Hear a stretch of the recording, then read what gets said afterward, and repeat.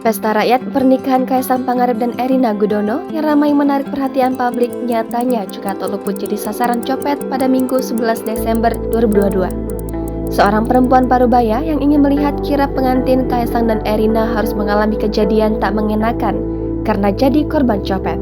Peristiwa itu terjadi di Jalan Slamet Riyadi, Kota Solo. Peristiwa itu terjadi ketika ia sedang berada di antara kerumunan warga yang juga antusias melihat kirap pasangan pengantin yang kini sedang jadi perbincangan hangat tersebut. Dwi mengaku langsung memberitahukan peristiwa itu ke temannya. Teman Dwi yang mendapat informasi itu kemudian berinisiatif menelpon nomor Dwi.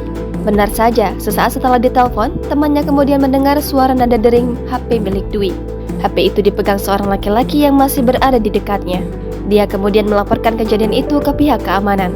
Terduga pelaku pencopetan itu langsung dibawa oleh sejumlah petugas keamanan membelah lautan manusia. Peristiwa itu mengundang amarah para warga yang memadati kawasan tersebut. Mereka kompak menyoraki terduga pelaku pencopetan yang mengenakan kaos putih dengan tas lempang warna hitam. Petugas keamanan yang enggan disebut namanya itu membenarkan peristiwa tersebut. Yang jelas, terduga pelaku pencopetan itu telah diamankan.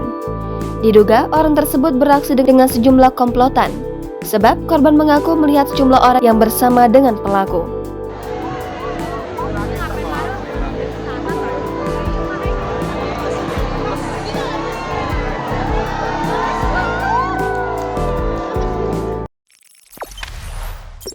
Jangan lupa subscribe, share, komen, dan like ya.